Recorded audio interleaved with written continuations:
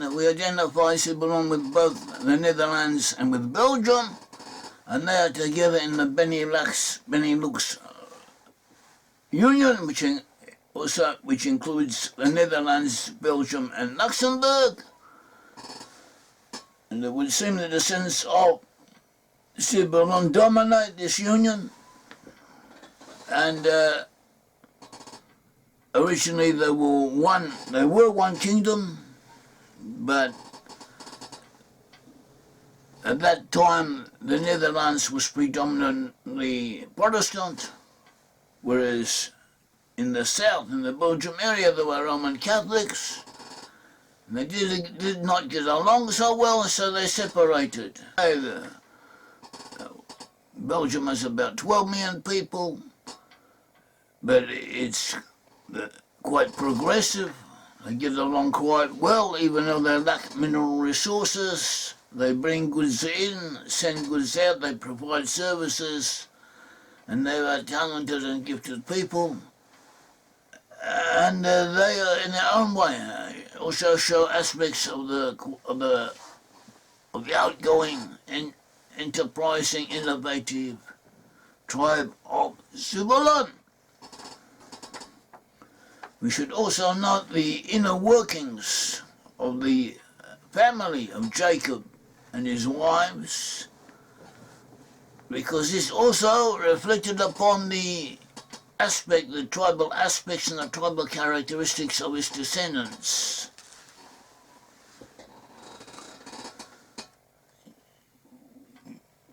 Abraham, Isaac, and Jacob were in the land of Canaan. Jacob left the land of Canaan to go to the north to take a wife, to go to the north to go to the house of his uncle Laban in the northern region of Syria. And when he arrived there, he met Rachel. Rachel was the daughter of Laban. He wished to marry her. And Laban promised Rachel to him, but tricked him at the last minute and caused him to marry Leah, the elder sister of Rachel, instead. And so Jacob ended up marrying both sisters. He had children from both of them, and also from the maidservants of each one. And from that came the 12 tribes of Israel. We should note that Jacob married Leah and Rachel, and at first Leah gave birth to 4 sons: Reuben, Simeon, Levi, and Judah. Then she ceased bearing sons for a while. Meanwhile, Rachel wanted to have children and at first could not do so, so she gave her maidservant Bilhah to Jacob, and Jacob begat from Bilhah Dan and Naphtali. Jacob, when Leah saw this, she in her turn gave her maidservant Zilpah to Jacob, and from Zilpah Jacob begat Gad and Asher. And then we had the incident of Reuben and the mandrakes. The incident of Reuben and the mandrakes is related in Genesis chapter 30, where it says, Now Reuben went in the days of wheat harvest and found mandrakes in the field. Mandrakes is a type of vegetable said to resemble the figure of a human being. Some accounts say it has aphrodisiacal properties similar to ginseng. We don't really know. At all events, he was highly valued. And Reuben went in the fields and he found these mandrakes and he brought them to Leah, his mother.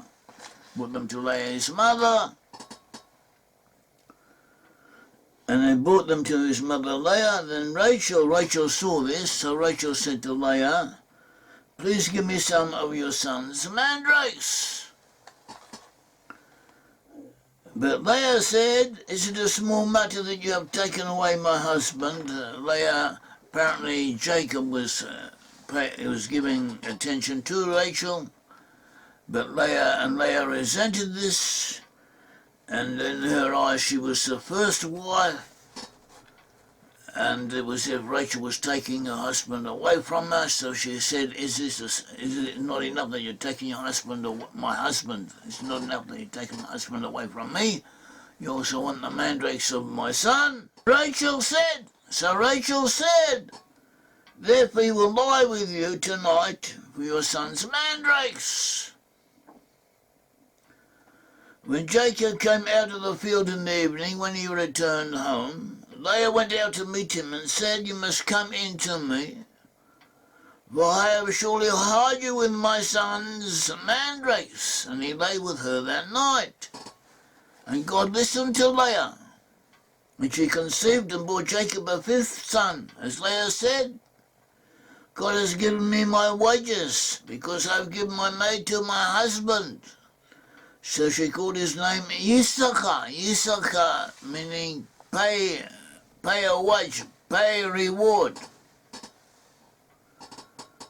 Then Leah conceived again and bore Jacob a sixth son.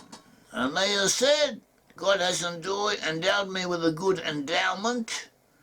Now my husband will dwell with me, because I've borne him six sons." So she called his name Zebulon. Zebulon was the sixth son.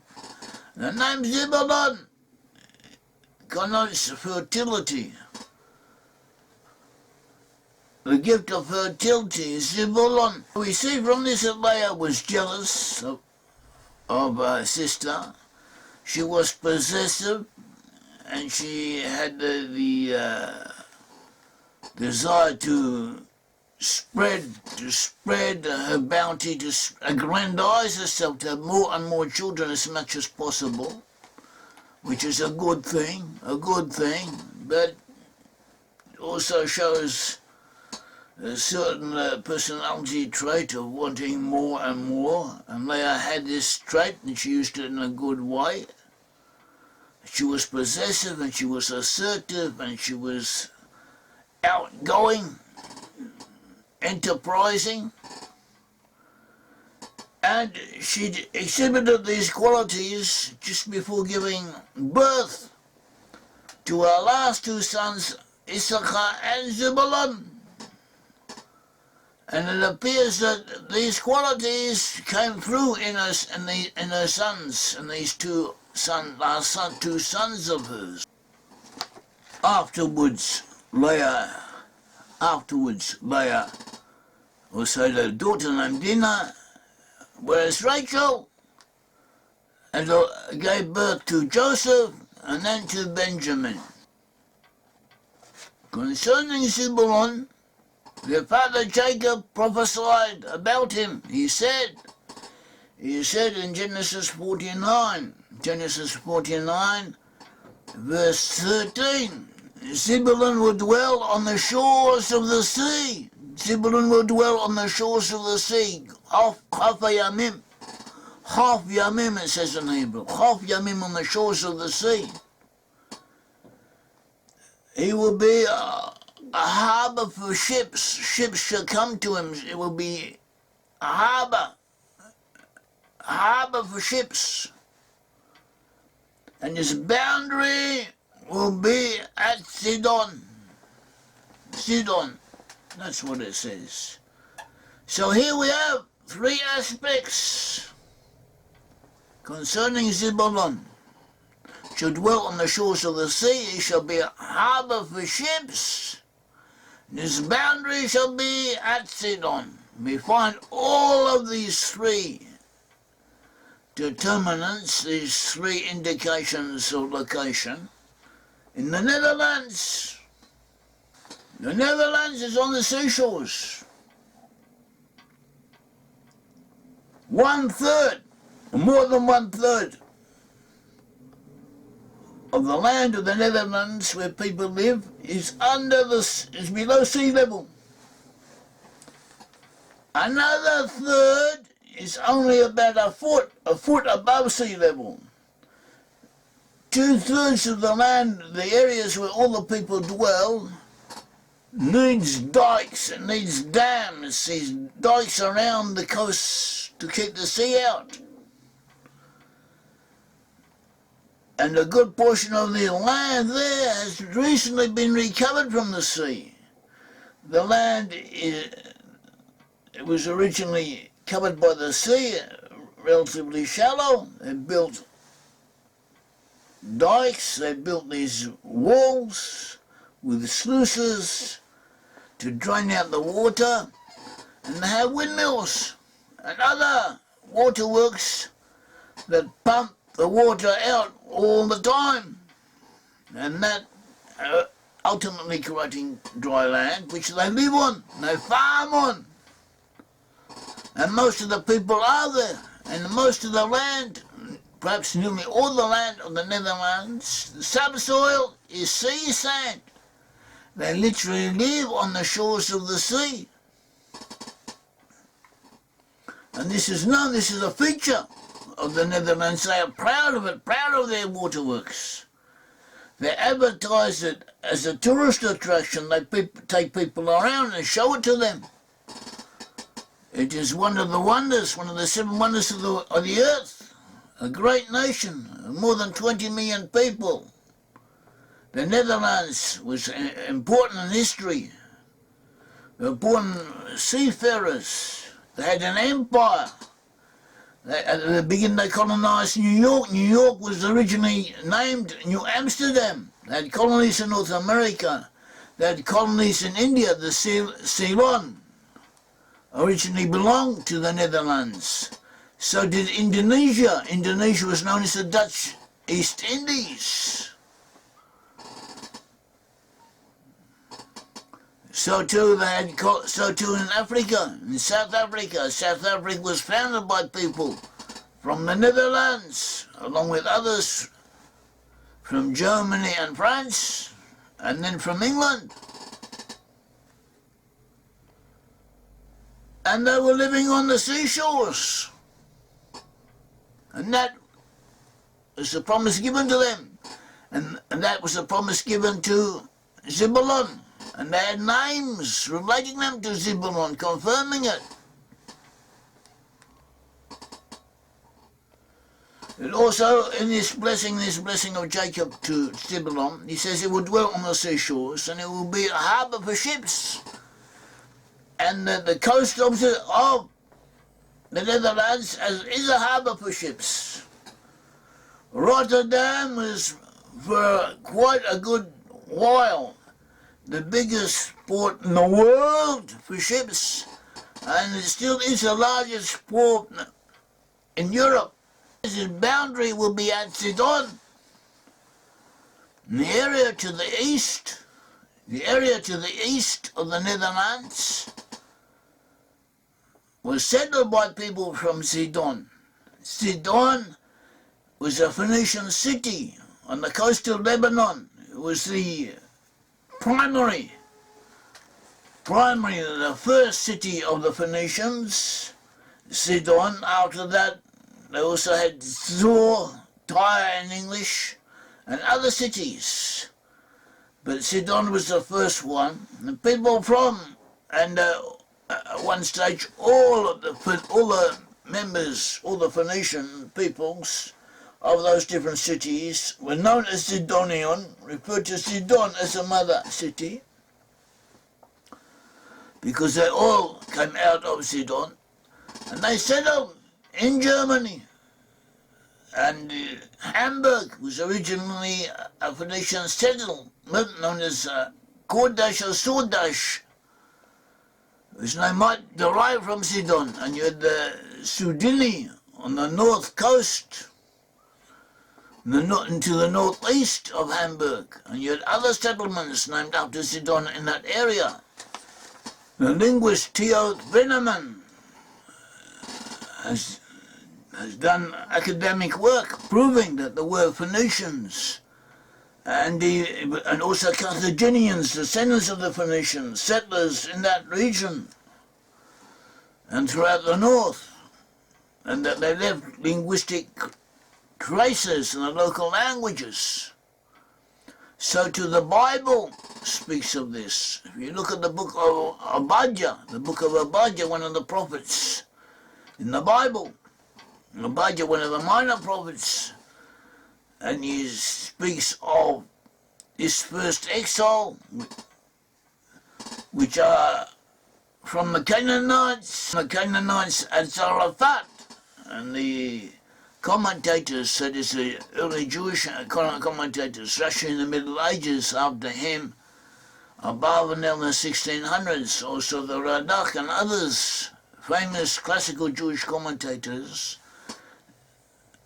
especially Rashi, says that the lost 10 tribes came to the region known as Zarephath, meaning France, which is France, he says this is especially meaning France, and they settled there, and their settlement reached unto Canaan, which the Ibn Ezra explains to me Germany. He says that there too the Germans settled. Also we have other traces of that. The land of Amor in the early Middle Ages was in the region of the Netherlands, to the east of the Netherlands, and Amor means Amorite, and the Amorites were a major Canaanite people. We have other proofs and indications of this. At all events, it helps us locate the tribe of Zebulun in the Netherlands region. Point of interest, of possible interest, concerns the city of Nahalol, according to the book of Judges. Nahalol, according to the book of Judges, which is in the territory of Zebulon. It tells us in the book of Judges, Judges 1, verse 30, Zebulon did not drive out the inhabitants of Kitron, nor the inhabitants of Nahalol, and the Canaanites dwelt among them and became tributary. Nahalol connotes or implies streams, from the Hebrew word Nahal, and we found in the region of Holland, in the Netherlands, found a temple to a goddess known as Nehalina. And this goddess, when this dates to the before the Common Era, before the Christian times, there was a goddess known as Nehalina in this region, and the name is the same or similar to that of a settlement known to have existed in the land of Israel, in the territory of Zebulon. So we have other points that confirm this, confirm what we have been saying. But what we have already given is sufficient in its own right. It shows that the tribe of Zebulon was to be found amongst the Dutch people, the people of the Netherlands, also amongst the Belgians, and that characteristics of Zebulon to be found amongst them. And these characteristics included a preference for the sea. If you had the choice of serving in the army or the navy, would you choose the navy? And do you like ships and sailing in ships and occupying yourselves with water pastimes and so on? Also being a merchant, being enterprising, outgoing, being both generous and possessive, careful of your territory, but giving out to others, wanting to expand, to give to all, to fulfill your task in this world. And these are part of the characteristics of Zebulon, and that is the beginning. Thank you. May the Lord God of Israel bless you.